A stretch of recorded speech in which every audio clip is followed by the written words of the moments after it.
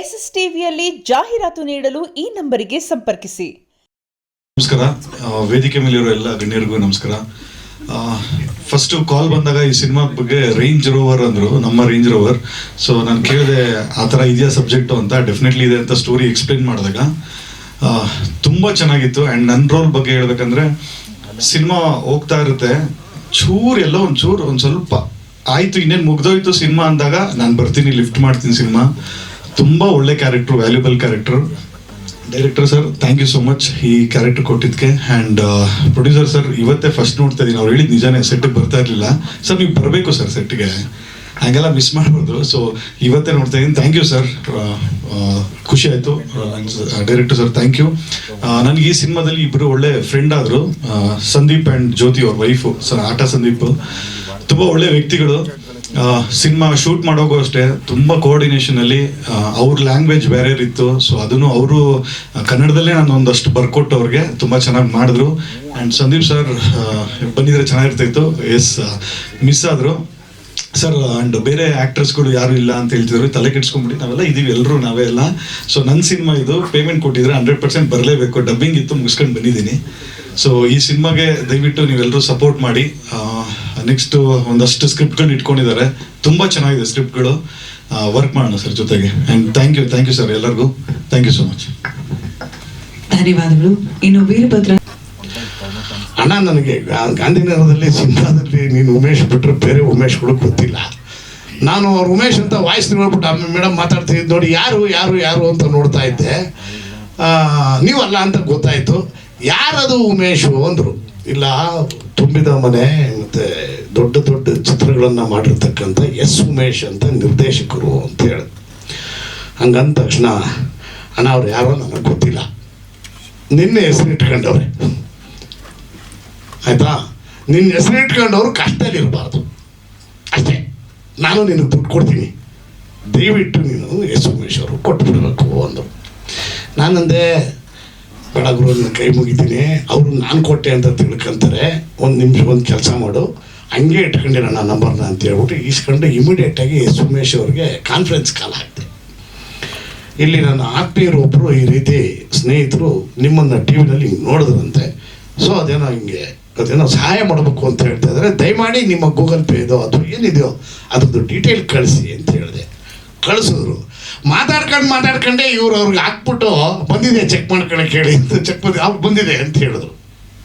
ಅದಾದ ಮೇಲೆ ಅವರ ಒಂದು ಮೆಡಿಸಿನ್ಸ್ಗಳಿಗೋಸ್ಕರ ಅವ್ರೇನು ಅನ್ಕೊಂಡ್ರು ನಾನು ಮಾಡ್ತಾಯಿದ್ದೀನಿಲ್ಲ ಅಂತ. ಬಟ್ ಅಲ್ಲ, ನಂದು 10 ರೂಪೀಸ್ ಇಲ್ಲ. ಇವ್ರಿಗೆ ಒಂದು 2-3 ಸಾರಿ ಹಣ ಕೊಟ್ಟರು, ಎಷ್ಟೋ ಸಾರಿ ಮೆಡಿಸಿನ್ಸ್ಗಳ್ನು ಕೂಡ ಅವ್ರಿಗೆ ಕಳಿಸ್ಕೊಟ್ರು. ಅಂದರೆ ಅವರ ಭಾವನೆಗಳು ಮನಸ್ಸಲ್ಲಿ ಆಗಿರ್ತದೆ. ಉಮೇಶ್ ಅಂತ ಹೆಸರು ಇಟ್ಕೊಂಡವರು ಯಾರೇ ಇದ್ರೂ ಕೂಡ ಅವ್ರ ಕಷ್ಟದಲ್ಲಿ ಇರಬಾರ್ದು ಅನ್ನೋ ಒಂದು ಆ ಭಾವನೆ ಇಟ್ಕೊಂಡು ಚಿತ್ರರಂಗ ಉಳಿಬೇಕು, ಬೆಳಿಬೇಕು, ಇಲ್ಲಿರೋ ಚೆನ್ನಾಗಿರ್ಬೇಕು ಅನ್ನೋ ಒಂದು ಮೆಂಟಾಲಿಟಿ ಇದೆಯಲ್ಲ, ಅದು ಹ್ಯಾಟ್ಸ್ ಆಫ್. ಅಷ್ಟೇ ಅಲ್ಲ, ಈ ಸಂದರ್ಭದಲ್ಲಿ ಇದು ಬೇರೆಯವ್ರಿಗೆ ಮಾಡಿದ್ದಾಯ್ತಲ್ಲ. ನಾನು ನನ್ನ ಮಗಳ ಮದುವೆ ಸಂದರ್ಭದಲ್ಲಿ ನಾನು ನಂದೊಂದು ಮೈಸೂರದು ಪೇಪರ್ ತಗೊಂಡು, ಅದೇ ಇನ್ನು ಮೈಸೂರದು ಒಂದು ಸೈಟ್ ಐತೆ. ಏನು ಬೇಡ ಅಂತ ನೀವು ಹೇಳಿದ್ದು ನಾನು ಹೇಳಬಾರ್ದ? ಬೇಡಂತೆ. ಮೈಸೂರು ಪೇಪರ್ ತೊಗೊಂಡಾಗ ಇಟ್ಟೆ. ಅಣ್ಣ ಇದೇನೋ ಒಂದು 70-80 ಬೆಲೆ ಬರ್ತದಂತೆ. ನನಗೆ ಗೊತ್ತಿಲ್ಲ, ನಾನು ಅವಾಗ ತಗೊಂಡಿದ್ದು ಹೋಗಿಲ್ಲ ನನಗೆ. ಬಟ್ ಅದೇನೋ ಒಂದು ಚೂರು ಕಾಂಟ್ರವರ್ಸಿ ಇರಂಗೈತೆ, ಅದೇನೋ ಗೊತ್ತಿಲ್ಲ ನನಗೆ. ಅದು ಹೋಗಿ ತಿಳ್ಕೊಂಡು ಬರ್ತೀನಿ. ಬಂದಾದ್ಮೇಲೆ ಅದು ಸ್ವಲ್ಪ ನನಗೆ ಇದ್ರ ಮೇಲೆ ಯಾರು ನನಗೆ ಇವ್ರದ್ದು ಬ್ಯಾಂಕ್ ಇದೆ, ಸೌಹಾರ್ದ ಕೋಆಪರೇಟಿವ್ ಬ್ಯಾಂಕ್ ತಾನೆ. ಆ ಬ್ಯಾಂಕಿಂದ ಥ್ರೂ ಸರಿ ಅದು ಹೆಂಗಾದ್ರೂ ಸರಿ, ನನಗೆ ಒಟ್ಟಿನಲ್ಲಿ ಸ್ವಲ್ಪ ಹಣ ಬೇಕಾಗಿದೆ ಅಂತಂದೆ. ಪೇಪರ್ ಕೊಟ್ಬಿಡ್ತೀನಿ ನಿಮ್ಗೆ ಒರಿಜಿನಲ್ಲು ಅಂತ. ಪೇಪರ್ನ ನೀನೇ ಮಡಿಕೋಗ್ರೋ ಅವ್ರು ಹೇಳಿದ್ದು, ನೀನೇ ಮಡಿಕೋಗ್ರೋ, ಪೇಪರು ನಿನ್ನ ಹತ್ರನೇ ಇರಲಿ, ಇಂಥ ಡೇಟ್ಗೆ ನಿನ್ನ ಅಕೌಂಟಿಗೆ 10 ಲಕ್ಷ ಬರುತ್ತೆ ಅಷ್ಟೇ. ಅದು ಮೈಸೂರದು ಏನು ಮಾಡ್ಕೊಂತೀಯ ಗೊತ್ತಿಲ್ಲ ನನಗೆ, ಅವೆಲ್ಲ ಗೊತ್ತಿಲ್ಲ. ಯಾವಾಗಾದರೂ ಸರಿ ವಾಪಸ್ ನಿಮ್ಗೆ ಆದಾಗ ಕೊಡು, ಅಲ್ಲಿವರೆಗೂ ಕೊಡೋಣ, ನಾನು ಕೇಳೋದು ಇಲ್ಲ ಅನ್ನೋ ಮಾತಂದರು. ಈ ಥರದ ಭಾವನೆಗಳು ಎಷ್ಟು ಜನಕ್ಕೆ ಬರುತ್ತೆ ಸರ್? ಈ ಥರ ನಾನು ಅವ್ರಿಗೆ ಏನೂ ಇಲ್ಲದಿರೋ ಸ್ಕ್ರಾಚಿಂದ ನೋಡಿದವನು ಇವತ್ತಿನ ದಿವಸ ಇವರನ್ನು ನಂಬ್ಕೊಂಡು ಸುಮಾರು ಕುಟುಂಬಗಳು ಕೆಲಸ ಮಾಡ್ತಾಯಿದ್ದಾರೆ. ಇವ್ರನ್ನ ದೇವ್ರ ಥರ ನೋಡ್ಕೊಂತಾರೆ. ಹೆಸರಿಗೆ ಮೌಲಾ ಶರೀಫು, ಆದರೆ ಬಾಗೇಪಲ್ಲಿ ಆ ಒಂದು ಕೋಲಾರ ಡಿಸ್ಟಿಕ್ಕಲ್ಲಿ ಎಷ್ಟು ದೇವಸ್ಥಾನಗಳಿದಾವೋ ಅದು ನಮ್ಮ ರಾಜಣ್ಣನಿಗೆ ಮೋಸ್ಟ್ಲಿ ಎಲ್ಲ ಸಂಕ್ಷಿಪ್ತವಾದಂಥ ಮಾಹಿತಿ ಇದೆ, ಮಾಜಿ ಶಾಸಕರವರು.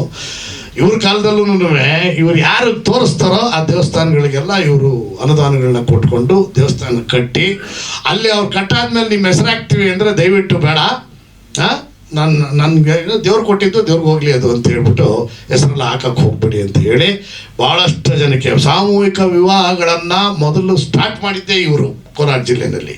ಈಗ ಹೆಸರುಗಳು ತಗೊಂಡು ಏನೇನೋ ಮಾಡ್ತಾ ಇದ್ದಾರೆ. ಅಂದರೆ ಅವ್ರದ್ದು ಏನು ಉದ್ದೇಶ ಏನಪ್ಪ ಅಂದರೆ ಯಾರಿಗೆ ನಿಜವಾಗ್ಲೂ ಕಷ್ಟದಲ್ಲಿರ್ತಾರೋ, ಯಾರು ಪ್ರಾಮಾಣಿಕವಾಗಿರ್ತಾರೋ ಅವ್ರುಗಳನ್ನು ನಾನು ಅವ್ರನ್ನ ನನ್ನ ಕಣ್ಣೆದುರುಗಡೆ ಅದು ನಡಿಬಾರ್ದು, ಅದನ್ನು ಸರಿಪಡಿಸೋ ಪ್ರಯತ್ನ. ಇವತ್ತು ಮನೇನೂ ಅಂದರು, ಈ ಒಂದು ಅಶಕ್ತ ಪೋಷಕರು ಕಲಾವಿದರುಗಳು ಕೆಲವ್ರಿಗೆಲ್ಲ ಮೆಡಿಸಿನ್ ತಗೊಳಕ್ಕೆ ದುಡ್ಡಿಲ್ಲ ಇಲ್ದಿರೋದಕ್ಕೋಸ್ಕರ ಅಣ್ಣ ನಾನು ಹಣ ಕೊಟ್ಟರೆ ಏನು ಮಾಡ್ಕೊಂತಾರೋ ಗೊತ್ತಿಲ್ಲ, ಕಳೆದೋಗ್ತಾರೋ ಇನ್ನೊಂದು ಏನೋ ಮಾಡ್ಕೊಂತಾರೆ, ಕೆಲವ್ರು ಕುಡ್ಕೊಳ್ಳೋದು ಪಡ್ಕೊಳ್ಳೋದು ಇನ್ನೊಂದೇನೋ ಸಾಲಗಳು ತೀರಿಸ್ಕೊಳ್ಳೋದು ಮಾಡ್ಕೊತಾರೆ. ಅವ್ರು ಬದುಕೋಕ್ಕೆ ಅವಕಾಶಗಳಾಗಲ್ಲ. ಅವ್ರಿಗೆ ಮೆಡಿಸನ್ ಏನು ಬೇಕೋ ಅದನ್ನೆಲ್ಲ ಸಂಪೂರ್ಣವಾಗಿ ಅವ್ರು 5,000 ಅಲ್ಲ 6,000 ಜನ ಇರಲಿ ಅದನ್ನೆಲ್ಲ ಮಾಡಿಕೊಡೋ ಜವಾಬ್ದಾರಿ ನಂದು ಅನ್ನೋ ಮಾತಂದರು. ಇದು ಇವ್ರದ್ದು ಒಬ್ಬರದೇ ಅಲ್ಲ, ಇವರು ಒಬ್ಬರು ಮೆಂಟಾಲಿಟಿ ಅಲ್ಲ, ಇವರು ಕುಟುಂಬದಲ್ಲಿರೋರೆಲ್ಲ ಹಾಗೆ ಇದ್ದಾರೆ. ಇವರು ಸ್ವಂತ ತಮ್ಮ ತಾವು ಎಲ್ಲನ ಫಸ್ಟ್ ಶೆಲ್ಟರ್ಗಳನ್ನು ನೋಡಿದ್ರೆ ಹಿಂದೂಸ್ತಾನ್ ಗೋಲ್ಡ್ ಅಂತ ಹಾಕಿ ಇವ್ರ ತಮ್ಮನ ಫೋಟೋ ಇರುತ್ತೆ ಎಲ್ಲಾದ್ರೂ ಆಲ್ಮೋಸ್ಟ್ ಬಸ್ ಶೆಲ್ಟರ್ಗಳಲ್ಲಿ ಈ ಏರ್ಪೋರ್ಟ್ಗೆ ಹೋಗ್ತಾ. ಅವರು ನೆನ್ನೆ ಇಲ್ಲ ಮೊನ್ನೆ ನನಗೆ ಕೂರಿಸ್ಕೊಂಡು ಹೇಳ್ತಾರೆ, ಅಣ್ಣ ನಮ್ಮ ಮನೆಗೆ ನನ್ನ ತಂದೆ ನೋಡೋಕ್ಕೆ ಯಾರೇ ಬಂದ್ರು ಅವ್ರಿಗೆಲ್ಲ ಊಟ ಮಾಡಿಸಿ ಟಿಫನ್ ಮಾಡಿಸಿ ಅಟ್ಲೀಸ್ಟ್ ಏನಿಲ್ಲ ಕುಡಿಯೋ ಇದು ಮಾಡಲ್ಲ ಅಂದರೆ ಕಾಫಿ ನಾನು ಕುಡಿಸ್ಬಿಟ್ಟು ಕಳಿಸ್ತಿದ್ರು. ಅಂಥದ್ದು ಇವತ್ತು ನಮ್ಮ ತಂದೆಯವ್ರ ಹೆಸರಲ್ಲಿ ನಾನು ಏನಾನ ಒಂದು ಕೆಲಸ ಮಾಡಬೇಕಾಗಿದೆ ಅಂದರು. ನನ್ನ ಫ್ರೆಂಡ್ನೊಬ್ಬನ್ನ ಕರ್ಕೊಂಡೋಗಿದ್ದೆ. ಅವನು ಯಾರಪ್ಪ ಅಂದರೆ ಆರೋ ಪ್ಲಾಂಟೇಶನ್ಸ್ ಬರುತ್ತಲ್ಲ ನೀರಿಂದು ಕುಡಿಯೋ ಶುದ್ಧ ನೀರಿಂದು ಆರೋ ವಾಟರ್ದು ಅದ್ರದ್ದು ಪ್ಲಾಂಟೇಶನ್ ಮ್ಯಾನುಫ್ಯಾಕ್ಚರರ್ ಆದ. ಅವ್ನು ಪೀಣ್ಯದಲ್ಲಿ ಒಂದು ಫ್ಯಾಕ್ಟ್ರಿ ಇದೆ. ಸ್ವಲ್ಪ ಯಾವುದೋ ಮಿನಿಸ್ಟ್ರ್ ವಿಚಾರಕ್ಕೆ ಅಂತ ನನ್ನ ಹತ್ರ ಬಂದ, ಅವ್ರಿಗೆ ಹೇಳಿ ಅಂತ. ಬಾರಪ್ಪ ಇಲ್ಲಿದ್ದೀನಿ ಅಂದೆ. ಬಂದಾಗ ಅವ್ರಿಗೆ ಹಿಂಗೆ ಅಂತ ಇವ್ರ ತಮ್ಮನಿಗೆ ಇಂಟ್ರೊಡ್ಯೂಸ್ ಮಾಡಿದ್ರೆ ಅವ್ರು ಹೇಳ್ತಾರೆ, ನಮ್ಮೂರಲ್ಲಿ 22 ಹಳ್ಳಿ ಇದ್ದಾವೆ, 22 ಪಂಚಾಯತಿ ಊರುಗಳು ಅಂದರೆ 22 ಹಳ್ಳಿಗಳಿದ್ದಾವೆ. ಆ 22 ಹಳ್ಳಿಗಳನ್ನು ಆ ಕುಡಿಯೋ ನೀರಿನ ಘಟಕವನ್ನು ಮಿನಿಮಮ್ 5,000 ಇದು ರೇಂಜ್ ಇದಾಗಬೇಕು. ಅಲ್ಲಿ ನನ್ನ ತಂದೆಯ ಹೆಸರಲ್ಲಿ ಅವ್ರು ಇವತ್ತು ಇದಾಗಿರೋದ್ರಿಂದ ಅವ್ರನ್ನ ಹೆಸರು ಹೇಳ್ಕೊಂಡು ಡೈಲಿ ನೀರು ಕುಡ್ಕೊಂಡಿರ್ಬೇಕು ಅವರು. ಮುಂದಿನ ದಿನಗಳ ದೇವ್ರನ್ನ ಚೆನ್ನಾಗಿಟ್ರೆ ಏನು ಬೇಕಾದ್ರೂ ಮಾಡೋಣ. ಆದರೆ ಈಗ ಸದ್ಯಕ್ಕೆ ಈ ಕೆಲಸ ಮಾಡೋಣ, ಯಾಕಂದ್ರೆ ಇವ್ರು ಬಂದವರಲ್ಲ, ಇವ್ರಿಗೂ ಕರ್ಕೊಂಬಂದಿದ್ದೀರಲ್ವ, ಇವ್ರಿಗೂ ಒಳ್ಳೇದಾಗಲಿ ಅಂತೇಳಿ ನಾನೇನು ಹೇಳಿರಲಿಲ್ಲ ಅವ್ರಿಗೆ, ಅವರೇ ಫಿಕ್ಸ್ ಮಾಡಿಬಿಟ್ರು. ಅಂದರೆ ನಮ್ಮ ತಂದೆಯವ್ರ ಹೆಸರು ಅಜರಾಮರವಾಗಿ ಇರಬೇಕು ಅಂತಕ್ಕಂಥದ್ದು. ಈ ಥರ ಒಂದು ಜಾತ್ಯತೀತವಾಗಿ ಯಾರೋ ಎಸ್ ಉಮೇಶು ಇವ್ರಿಗೆ ಗೊತ್ತಿಲ್ಲ, ನಾನೊಬ್ಬ ಉಮೇಶು ನನ್ನ ಹೆಸರು ಇಟ್ಕೊಂಡವ್ರೆ ಅನ್ನೋದು, ದೇವಸ್ಥಾನಗಳಿಗೆ ಇದು ಮಾಡೋದು, ಕುಡಿಯೋ ನೀರು ಮಾಡಿಸ್ಬೇಕು ಅನ್ನೋದು ಅವ್ರ ಕುಟುಂಬಕ್ಕೆ ಅದು ತುಂಬ ಚೆನ್ನಾಗಿ ಒದಗಿ ಬಂದ್ಬಿಟ್ಟಿದೆ. ಇದೇ ರೀತಿ ಚಿತ್ರರಂಗದ ಬಗ್ಗೆನೂ ಕೂಡ ಈಗ ಅವತ್ತು ನಾನು ನಿಮಗೆ ಹೇಳ್ತಿದ್ದೆ ಏನಂತ, ಬೇಡಿ ಈಗ ಸದ್ಯಕ್ಕೆ ಸಿನಿಮಾ ಬೇಡ ಅಂತ. ಇವಾಗ ಭಗವಂತ ನಿಮ್ಮನ್ನು ಚೆನ್ನಾಗಿಟ್ಟಿದ್ದಾರೆ, ಸ್ಕ್ರೂಟನೈಸ್ ಮಾಡಿ ಸಿನಿಮಾಗಳನ್ನು ಮಾಡಿರಿ, ಒಳ್ಳೇದಾಗಲಿ. ಆದರೆ ಅದು ಹೇಳಿದ್ನಲ್ಲ, ಇದ್ದಾನೆ ಆದತ್ತಿದ್ದಾನೆ, ಎಲ್ಲಿ ಆದತ್ತು ನಿಮಗೆ ಇದರಲ್ಲಿ ಇರ್ತಾನೆ, ಬೆನ್ನೆಲುಬಾಗಿರ್ತಾನೆ. ಅಂಥ ಸಂದರ್ಭ ಬಂದಾಗ ನಾನು ಕೂಡ ಅದಕ್ಕೆ ಏನೇನು ಬೇಕು, ರಮೇಶ್ ಇದ್ದಾರೆ, ರಮೇಶ್ ನಮ್ಮ MR ರಮೇಶ್ ಬಾಬು ಇದ್ದಾರೆ, ಎಲ್ಲರ ಸಲಹೆಗಳನ್ನ ತಗೊಂಡು ಮುಂದೆ ಮಾಡ್ಕೋಬೋದು. ಆದತ್ತು ಬಂದರು ಅಲ್ಲ, ಮುಂದೆ ಅಣ್ಣ ಸಿನಿಮಾ ಮಾಡುವಾಗ ಅವ್ರಿಗೊಂದು ಸ್ವಲ್ಪ ಬೆನ್ನೆಲುಬಾಗಿ ಜೊತೆನಲ್ಲಿ ಇರ್ತೀನಿ. ಅವ್ರು ಮಾಡೇ ಮಾಡ್ತಾರೆ, ನಾವು ಹೇಳಿದ್ರು ಬೇಡ ಅಂತ ಬಿಡಲ್ಲ ಅವರು. ಅವಾಗೇನೋ ಕೇಳಿದ್ರು, ಈಗೇನು ನಮ್ಮ ಮಾತು ಕೇಳಲ್ಲ ಅವರು, ಮಾಡ್ತಾರೆ ಮುಂದಿನ ದಿನಗಳಲ್ಲಿ. ಮಾಡಿದಾಗ ಸ್ವಲ್ಪ ನೀವು ಜೊತೆಯಲ್ಲಿರಿ ಅಂಥೇಳಿ ಎಲ್ಲರ ಸಮಕ್ಷಮದಲ್ಲಿ ಹೇಳ್ತಾ ಇದ್ದೀನಿ. ಆಲ್ ದಿ ಬೆಸ್ಟ್, ಒಳ್ಳೆಯದಾಗಲಿ. ನಮ್ಮ ರೇಂಜ್ ರೋವರ್ ಸುವಿಸ್ತಾರವಾಗಿ ಕುಮಾರ್ ಅವರು ವಿಚಾರಗಳನ್ನ ತಿಳಿಸಿದ್ರು. ಎಲ್ಲ ಹೊಸ ನಟರು, ಸನತ್ ಆಮೇಲೆ ಎಲ್ಲದಕ್ಕಿಂತ ಮುಖ್ಯವಾಗಿ ಇವರು ಸಂಭೋಶ್ವರಲ್ಲ ಸಂಪೂರ್ಣೇಶ್, ಎಸ್ ಸಂಪೂರ್ಣೇಶ್, ಹೌದು, ಒಂದು ಮಾತಿಗೆ ಬಂದರು ಅಂತ ಹೇಳಿದ್ರು, ಅದು ಖುಷಿ ಆಯಿತು. ಆಮೇಲೆ ಯಾರೋ ದುಡ್ಡು ಕೇಳಿದ್ರು ಬರೋದಕ್ಕೆ ಮಾಡೋದಕ್ಕೆ ಅಂತ ಹೇಳಿದ್ರಲ್ಲ, ಅದು ನಾನು ಈ ಸಂದರ್ಭದಲ್ಲಿ ಒಂದು ಮಾತು ಹೇಳ್ತೀನಿ, ನಿಮ್ಗೆ 1-2 ಸರಿ ಹೇಳಿದ್ದೀನಿ, ಇನ್ನೊಂದು ಸರಿ ಹೇಳ್ಬಿಡ್ತೀನಿ. ನೀವು ನಾಳೆ ದೇವಲೋಕಕ್ಕೆ ಹೋಗಿ ಬರೋ ದೇವರುಗಳ ಜೊತೆನಲ್ಲೆಲ್ಲ ಮಾತಾಡ್ಕೊಂಡು ಅವರು ಏನಾದರೂ ನಿಮಗೆ ಒಂದು ಇದನ್ನ ಕೊಡ್ತಾರೆ, ಸುಮಪಾನ, ಯಾವುದು ಇದ್ರ ಪಾನೀಯ ಕೊಡ್ತಾರೆ, ಅಮೃತನ ಆ ಅಮೃತ ಕೊಟ್ಟು ನೀನು ಸಾಯೋ ತನಕ ಸಾಯೋದೇ ಇಲ್ಲ, ನೀನು ಶಾಶ್ವತವಾಗಿ ಹಿಂಗೆ ಇರ್ತೀಯ, ತಲೆ ಕೆಡಿಸ್ಕೊಳಕ್ಕೆ ಹೋಗ್ಬೇಡ ಅಂತ ಅವರೆಲ್ಲ ವರ ಮಾಡಿಕೊಟ್ಟು ನಿನಗೊಂದು ಬಾಟ್ಲನ್ನ ಅದನ್ನು ಕೊಟ್ಟರೆ, ಅಮೃತನ ಕೊಟ್ಟರೆ, ಅದನ್ನು ತಗೊಂಬಂದು ನೀವು ಇಲ್ಲಿ ನಮ್ಮ ಕೆಲವು ಕಲಾವಿದರಿಗೆ, ಎಲ್ರಿಗೂ ಅಲ್ಲ, ಕೆಲವು ಕಲಾವಿದರಿಗೆ ನಾನು ದೇವತೆಯಿಂದಲೇ ಬಳಕ ಆಶೀರ್ವಾದ ತಗೊಂಬಂದಿದ್ದೀನಿ, ಇದನ್ನು ಕುಡಿದ್ರೆ ನೀವು ಶಾಶ್ವತವಾಗಿ ಇರ್ತೀರಿ, ಹೆಂಗಿದ್ರೆ ಹಿಂಗೆ ಇರ್ತೀರಿ, ಏನು ಅಳಗಾಡಲ್ಲ ನೀವು ಅಂತ ನೀವು ಹೇಳಿದ್ರೆ ಇದನ್ನು ಕುಡಿಯೋಕ್ಕೆ ಎಷ್ಟು ಕೊಡ್ತೀರಾ ಅಂತ ಕೇಳ್ತಾರೆ. ಅಂಥ ವಾತಾವರಣ ಸೃಷ್ಟಿಯಾಗಿದೆ. ಆ ಥರ ಕೇಳಿದವ್ರಲ್ಲ ಎಲ್ಲೆಲ್ಲವ್ರೆ ಅಂತಲೂ ನನಗೆ ಗೊತ್ತು, ಆಯಿತಾ. ಆದರೆ ಮುಂದಿನ ದಿನಗಳಲ್ಲಿ ದಯಮಾಡಿ ಅಂಥವನ್ನ ಮಾಡಿ ಹೊಸದಾಗಿ ಬರ್ತಕ್ಕಂಥ ನಿರ್ಮಾಪಕರುಗಳ ಮನಸ್ಸುಗಳಿಗೆ ಘಾಸಿ ಮಾಡಬೇಡಿ, ನೋವು ಮಾಡಬೇಡಿ ಅಂತ ಹೇಳಿ ನಾನು ನಮ್ಮ ರೇಂಜ್ ರೋವರ್ ಮೂಲಕ ನಮ್ಮ ಕಲಾವಿದರನ್ನ, ಕೆಲವರು ಆ ಥರ ಮಾಡೋ ಕಲಾವಿದ್ರನ್ನ, ಮತ್ತು ಕಲಾವಿದರು ಎಲ್ಲ ಕಲಾವಿದರು ಅಂತ ದಯವಿಟ್ಟು ನೀವು ಅಣ್ಣ ಕೆಲವರು ಯೂಟ್ಯೂಬರ್ಸ್ಗಳು ಹಾಕೊಂಡು ಕೊಡ್ತೀರಿ, ಕೊಟ್ಟರೆ ಮುಟ್ಟೋಡ್ಕೋಬೇಕು, ದಯವಿಟ್ಟು ಹಂಗೆಲ್ಲ ಮಾಡೋಕ್ಕೆ ಹೋಗ್ಬೇಡಿ. ಅಲ್ಲ ಅದನ್ನು ಅವ್ರು ಹೇಳ್ಬೇಕು ಸರ್, ನನಗೆ ಅಣ್ಣ ಹೇಳೋಕ್ಕಾಗಲ್ಲ, ಅವ್ರು ಹೇಳ್ತಿಲ್ಲ. ಅದಕ್ಕೆ ದಯಮಾಡ ಆಲ್ ದಿ ಬೆಸ್ಟ್. ತುಂಬ ಜಾಸ್ತಿ ಬೇಡ, ಒಳ್ಳೇದಾಗಲಿ. ನಮ್ಮ ರೈತರು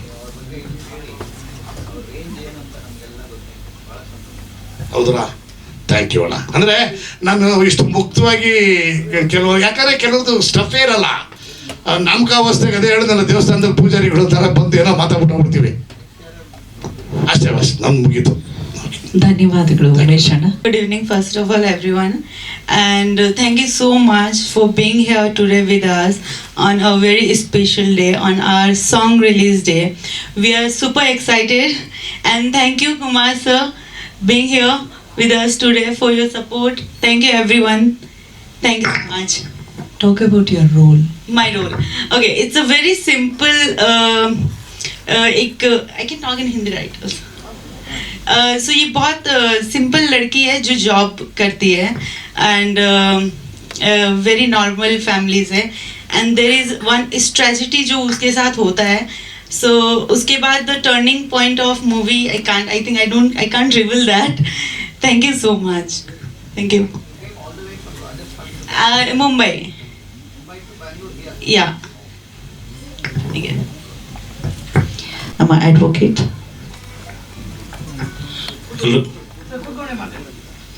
ಎಲ್ರಿಗೂ ನಮಸ್ಕಾರ.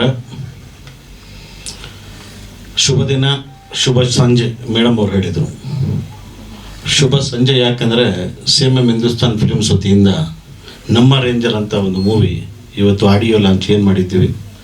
ಮುಖ್ಯವಾಗಿ ಇಲ್ಲಿ ಬಂದಿರೋ ನಮ್ಮ ಸ್ವಾಮೀಜಿಗಳ ಪಾದಗಳಿಗೆ ನಮಸ್ಕರಿಸುತ್ತಾ, ನನ್ನ ಆತ್ಮೀಯರು ಹಿರಿಯರು ಆದಂತಹ ಮಾಜಿ ಶಾಸಕರು ರಾಜಣ್ಣನವರಿಗೆ, ನನ್ನ ಒಂದೇ ಒಂದು ಮಾತಿಗೆ ಗೌರವ ಕೊಟ್ಟು ಬಂದಂತಹ ನನ್ನ ತೆಲುಗು ಸ್ಟಾರ್ ಸಂಪೂರ್ಣೇಶ್ ಬಾಬು ಅವರಿಗೆ, ಹಾಗೂ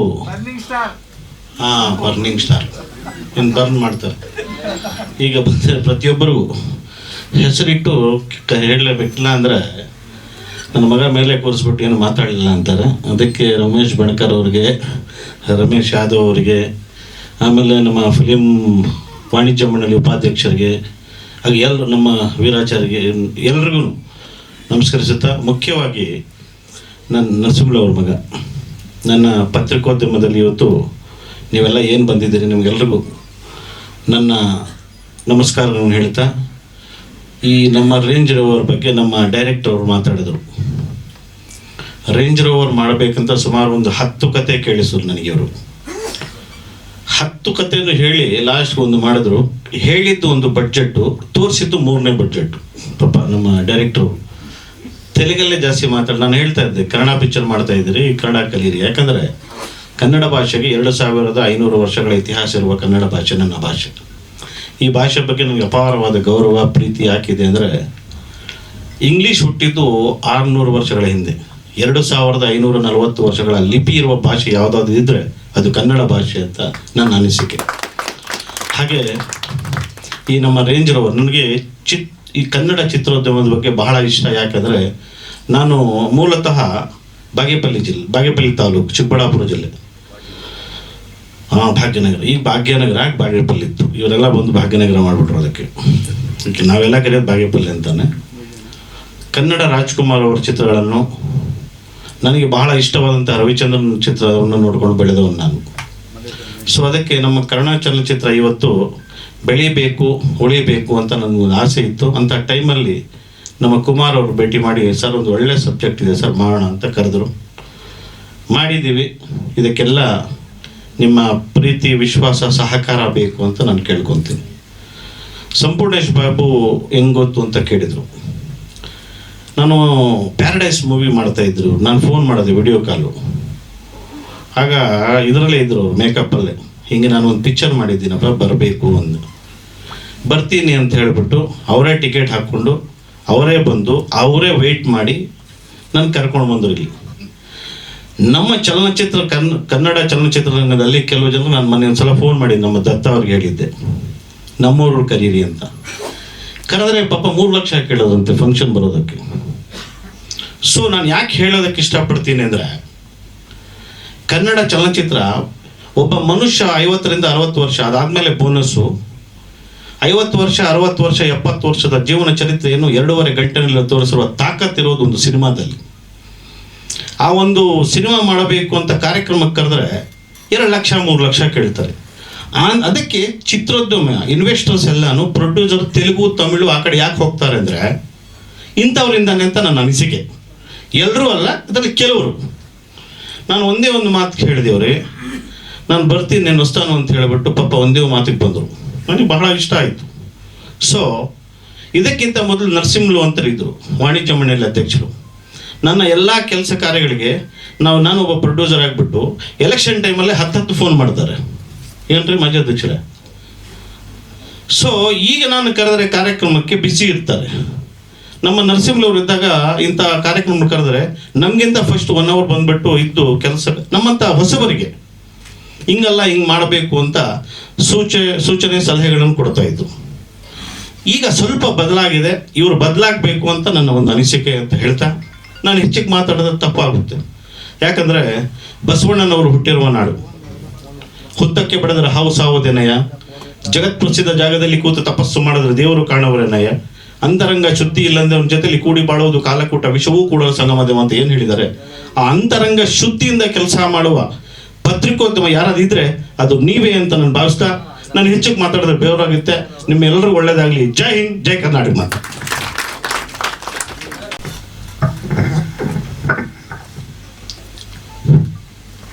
ಓಂ ಶ್ರೀ ಗುರು ಬಸವಲಿಂಗಾಯ ನಮಃ. ಸ್ತೋತ್ರೀಯ ಬ್ರಹ್ಮನಿಷ್ಠ ಪರಮ ಪೂಜ್ಯ ಬಸವ ಮೃತ್ಯುಂಜಯ ಮಹಾಸ್ವಾಮಿಗಳನ್ನು ಒಂದಾಳು ಸ್ಮರಿಸಿಕೊಂಡು, ಕರ್ನಾಟಕದ ಮಹಾನ್ ಸಂತ, ಶರಣ ಸಂಕುಲದ ಹರಿಕಾರ ಬಸವಣ್ಣನವರನ್ನು ನೆನೆಸಿಕೊಂಡು, ವೇದಿಕೆಯ ಮೇಲೆ ಆಸೀನರಿರುವ ಎಲ್ಲ ಶರಣರಿಗೆ ಶರಣಾರ್ಥಿಗಳನ್ನು ತಿಳಿಸ್ತಾ, ಇವತ್ತಿನ ಒಂದು ಕಾರ್ಯಕ್ರಮ ನಮ್ಮ ರೇಂಜ್ ರೋವರ್ ಒಂದು ಫಿಲ್ಮಿನ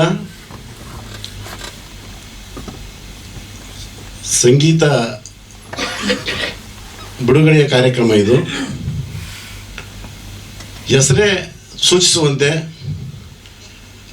ನಮ್ಮ ರೇಂಜ್ ರೋವರ್ ಅಂದರೆ ರೇಂಜ್ ಇದ್ದವ್ರು ಮಾತ್ರವಾಗಿ ರೇಂಜ್ ರೋವರ್ ಹತ್ತಕ್ಕೆ ಸಾಧ್ಯ. ಹಾಗೆ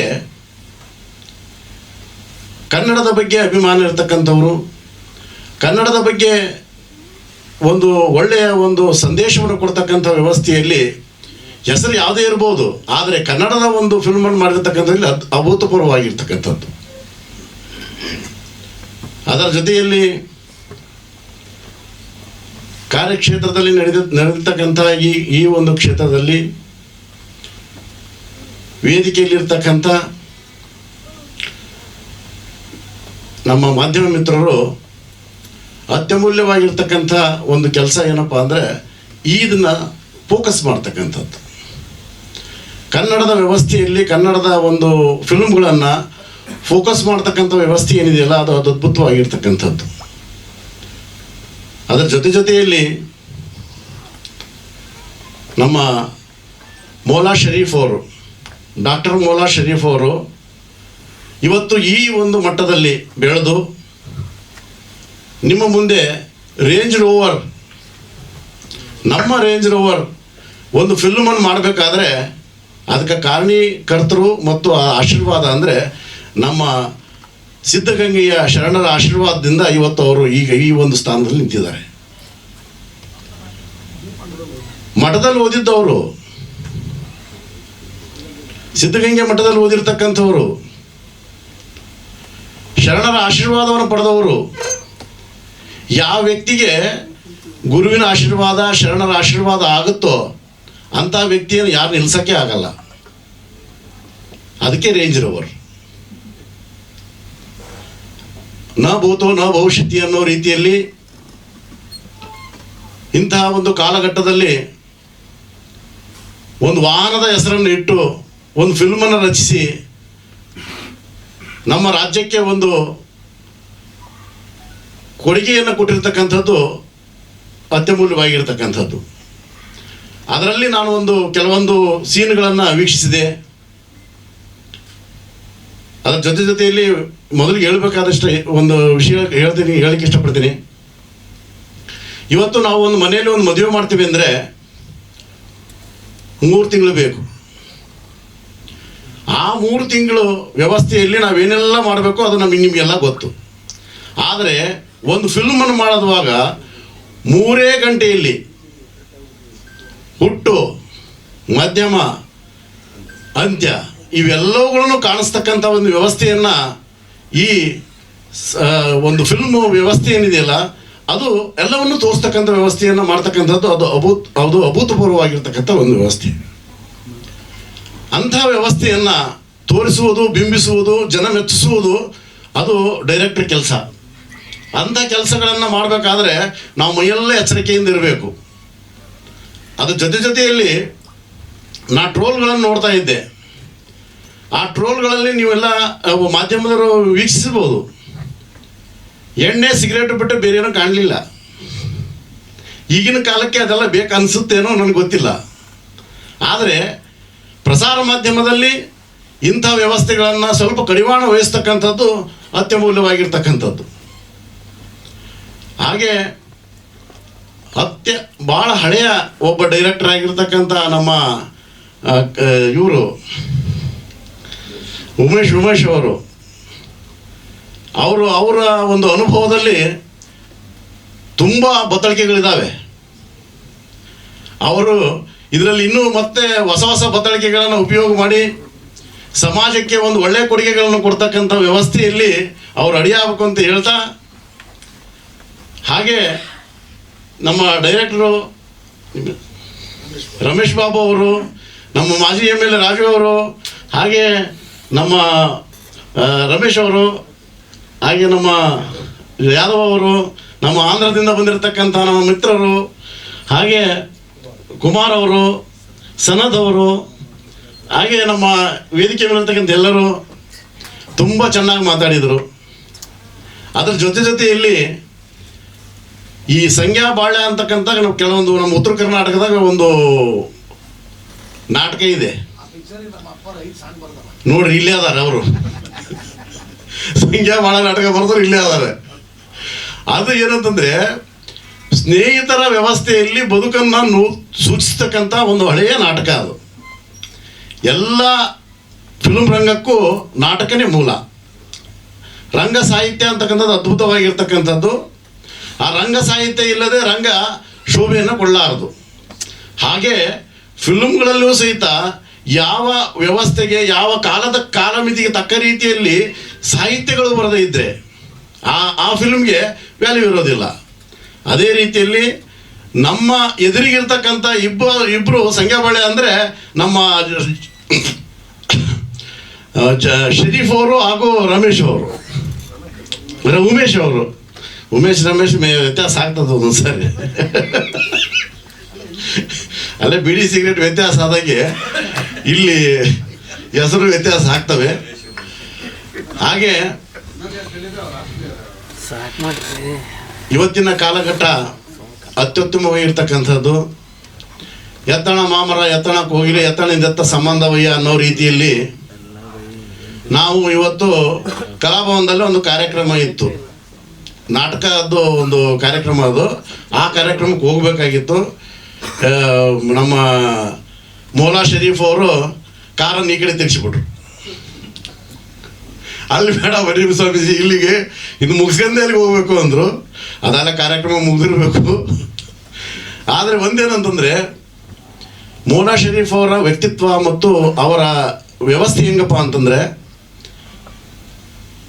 ಒಂದು ಥರದ ಚಕೋರ ಪಕ್ಷಿ ಇದ್ದಂಗೆ.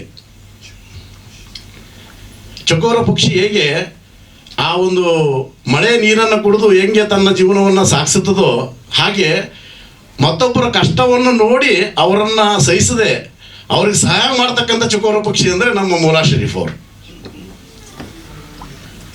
ಬೇರೆ ಯಾರ್ದು ಉದಾಹರಣೆ ಬೇಡ, ನನ್ನದೇ ಒಂದು ಉದಾಹರಣೆ.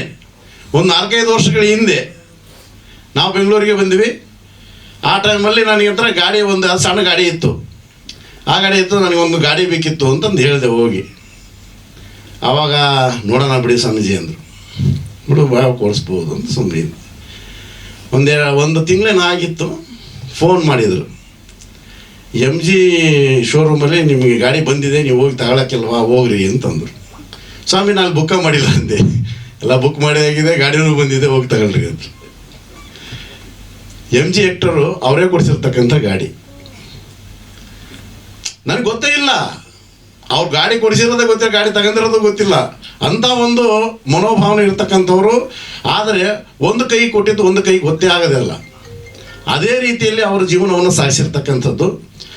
ಅದಕ್ಕೆಲ್ಲ ಕಾರಣೀಭೂತ ಅಂತಂದರೆ ಅವರ ತಂದೆ ತಾಯಿಯ ಆಶೀರ್ವಾದ, ಅದರ ಜೊತೆಗೆ ನಮ್ಮ ಸಿದ್ಧಗಂಗೆಯ ಶರಣರ ಆಶೀರ್ವಾದ ಅವ್ರಿಗೆ ಸದಾ ಇದ್ದಾಗಲೇ ಇಂಥದ್ದೆಲ್ಲ ಮಾಡಲಿಕ್ಕೆ ಸಾಧ್ಯ ಆಗುತ್ತೆ ಅಂತಂದು ಹೇಳ್ತಾ ನನ್ನ 2 ಮಾತಿಗೆ ವಿರಾಮ ಕೊಡ್ತೇನೆ. ಶರಣಾರ್ಥಿ.